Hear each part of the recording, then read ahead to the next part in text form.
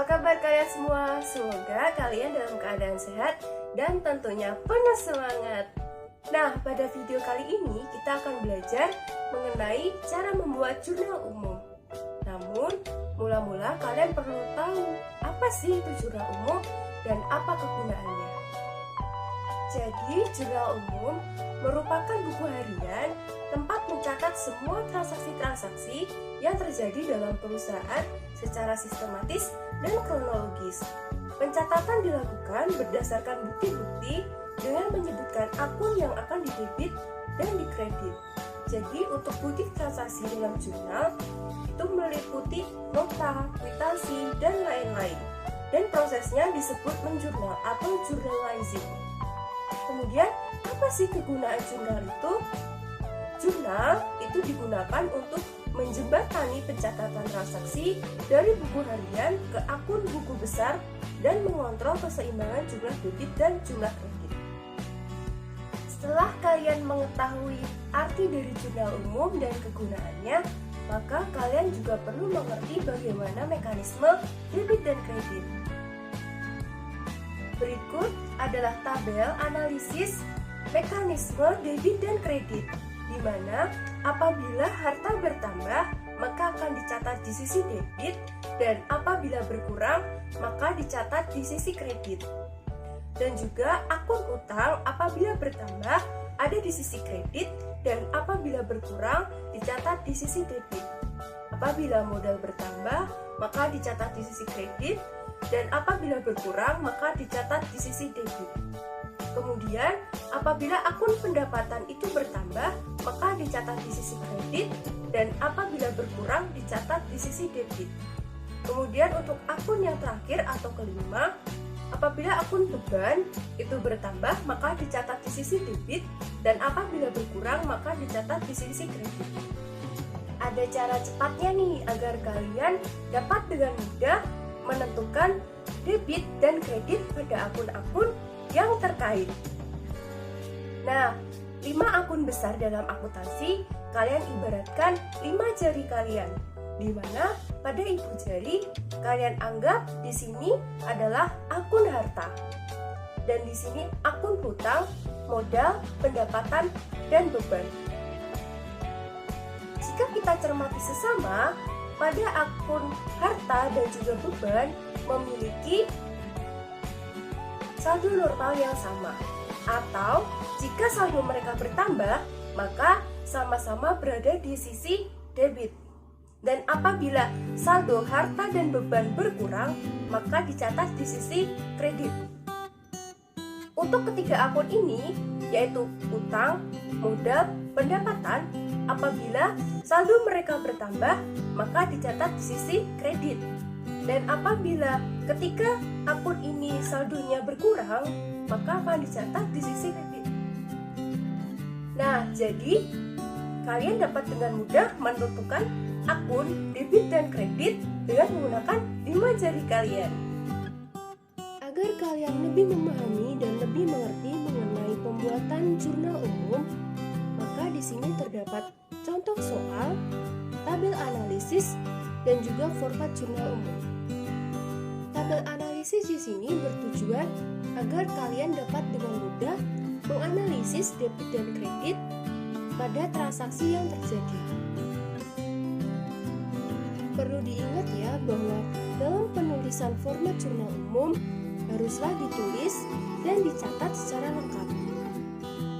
Nah, pada format jurnal umum ini terdapat nama perusahaan yaitu Salon Happy, terdapat jenis laporan keuangan yaitu jurnal umum, dan terdapat periode terjadinya transaksi yaitu periode Mei 2020. Ketiga hal ini adalah hal yang wajib untuk dituliskan di atas jurnal. Kemudian terdapat kolom tanggal. Di sini merupakan tanggal terjadinya transaksi yang ditulis dari awal hingga akhir. Misalnya transaksi tanggal 1, 2, dan seterusnya. Kemudian adalah kolom nama akun. Nama akun di sini digunakan untuk menulis akun-akun apa saja terkait dengan transaksi yang terjadi.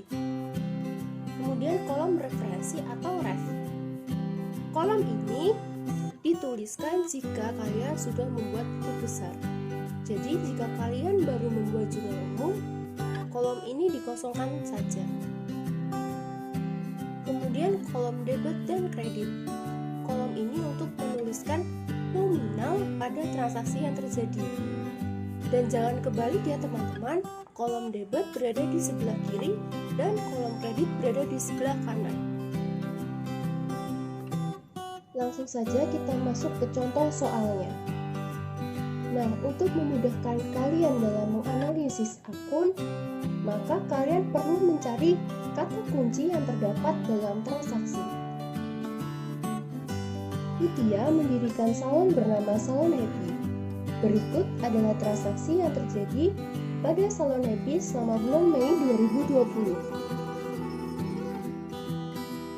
Untuk transaksi yang pertama, tanggal 1 Mei, Mutia menyetorkan uang ke perusahaan sebesar 15 juta sebagai modal awal. Nah, untuk transaksi yang pertama berarti kata kuncinya adalah modal awal.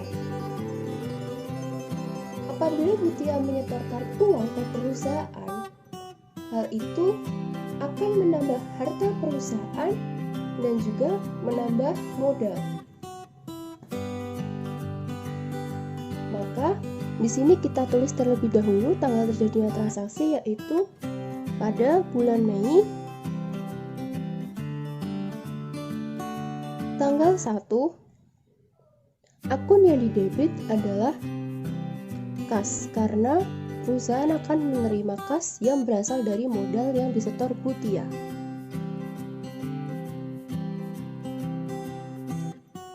Sebesar 15 juta.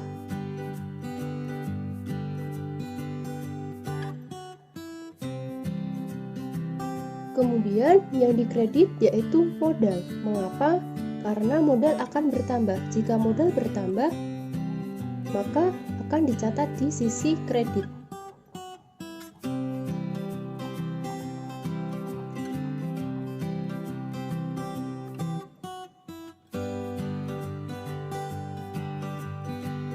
Untuk soal yang kedua, pada tanggal 6 Mei 2020, perusahaan meminjam uang ke bank sebesar 10 juta rupiah. Kata kunci transaksi yang kedua yaitu meminjam uang. Meminjam uang ke bank akan menimbulkan hutang pada perusahaan. Nah, berarti hutang perusahaan akan bertambah. Jika hutang itu bertambah, maka akan dicatat di sisi kredit. Nah, tadi perusahaan meminjam uang. Jika perusahaan meminjam uang, berarti perusahaan akan mendapatkan uang. Uang itu berupa kas. Kas yaitu termasuk ke dalam akun harta. Jika harta itu bertambah, maka dicatat di sisi debit. Kas didebit sebesar 10 juta.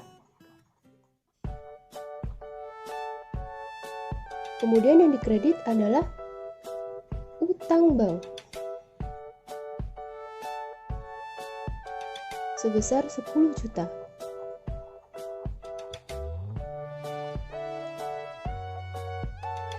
Kemudian untuk transaksi yang ketiga, pada tanggal 9 Mei dibeli peralatan salon seharga 3.500.000 secara tunai. Semua pembelian apabila dilakukan secara tunai, maka akan mengurangi kas, dan kas termasuk ke dalam harta. Jika harta berkurang, maka akan dicatat di sisi kredit. Jika kita membeli sesuatu, pastinya kita akan mendapatkan sesuatu itu juga.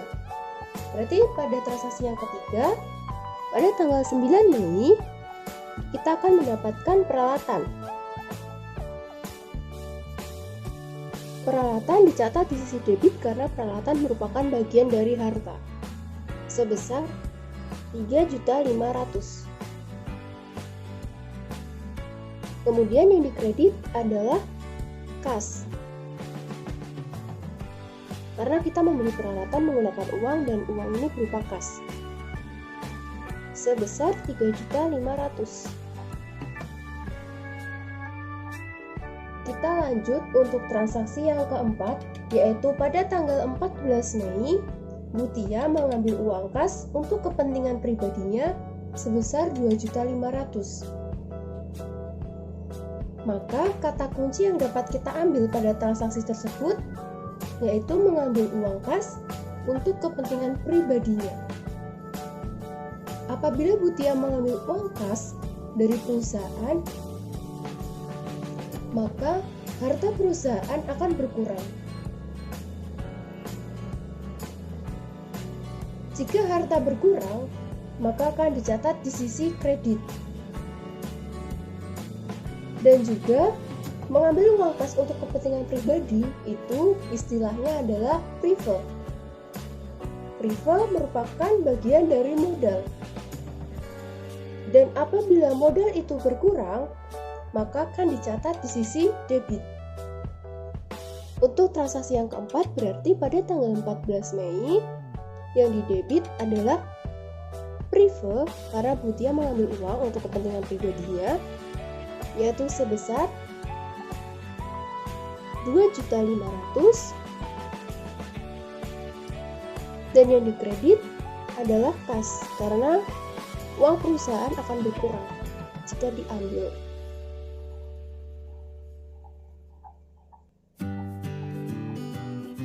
Baik, kita lanjut untuk transaksi yang kelima. Tanggal 20 Mei, Mutia membayar gaji pegawai sebesar 1 juta. Kata kunci pada transaksi ini adalah membayar gaji pegawai. Apabila kita membayar sesuatu, maka hal itu akan mengurangi harta yang ada dalam perusahaan. Nah, jika harta itu berkurang, maka dicatat sisi kredit, atau harta ini adalah kas. Maka yang bertambah yaitu beban. Beban di sini dalam artian yaitu beban gaji. Maka pencatatan transaksi kelima ini yaitu tanggal 20 Mei yang didebit adalah beban gaji sebesar 1 juta rupiah dan yang dikredit adalah kas karena kita membayar gaji dengan menggunakan kas perusahaan.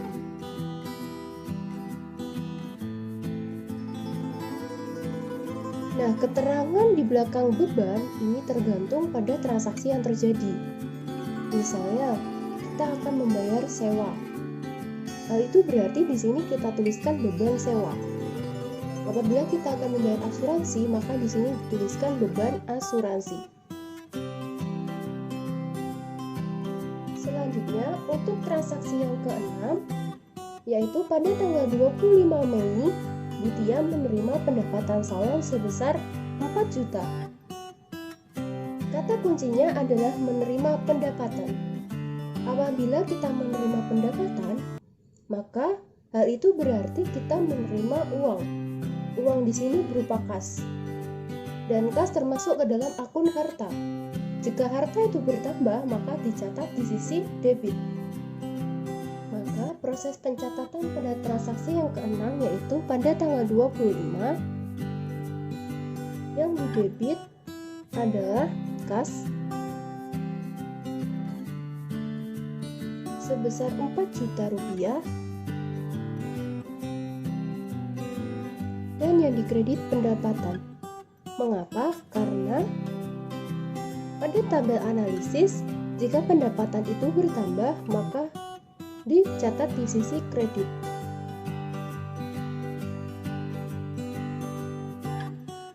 Nah, pada kolom ini kalian perlu menjumlahkan antara debit dan kredit. Dan pada bagian penjumlahan ini, jumlah yang dihasilkan haruslah sama antara debit dan kredit. Jika jumlahnya tidak sama, maka jumlah umum yang kalian buat itu salah. Dan untuk mengakhiri transaksi yang terjadi, maka kalian perlu membuat 2 garis pada bagian bawah jumlah ini.